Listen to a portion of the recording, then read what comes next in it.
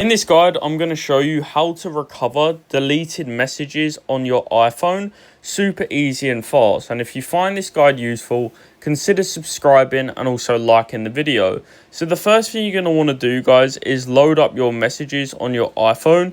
And once you've loaded up your messages, the first thing you're going to want to do is click on the top right hand corner where you do see the three lines.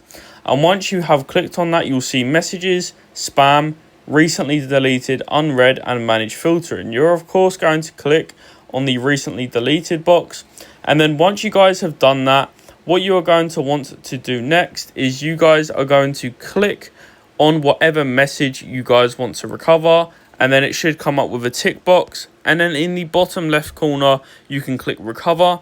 And then once you do that, it will say this message will be recovered. So you're going to recover the message. And once you've done that, it's then going to go ahead and pop up in your normal messages. And to see that, you're going to click on the top right.